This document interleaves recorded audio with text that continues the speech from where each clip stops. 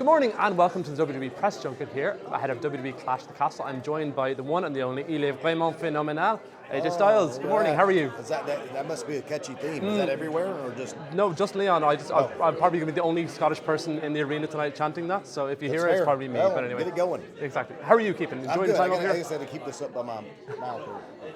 Okay. How was that over in Leon in terms of you're in the eye of the storm, so much going on around you, and you got to be very focused on what you're doing in the ring.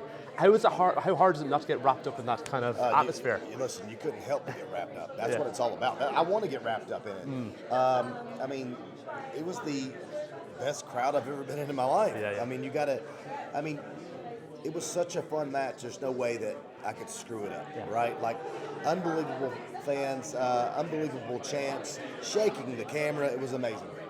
Listen, the last couple of weeks you laid a wonderful trap for that dastardly Cody Rhodes, and you kind of pretended to retire.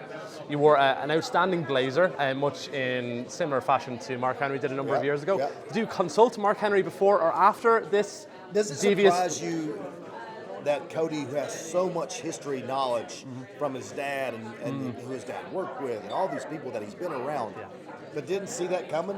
Like that's what baffles me. Like, did I really think it was going to work? And it did, to perfection.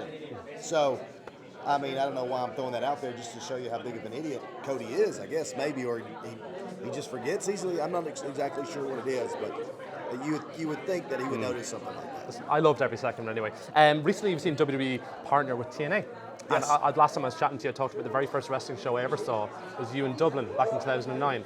Blew my mind. Kurt Angle in the main event. What hopes or aspirations do you have for your end and potentially do a crossover with TNA? Anybody on their end you want to face off in the ring or in a WWE setting or a TNA setting?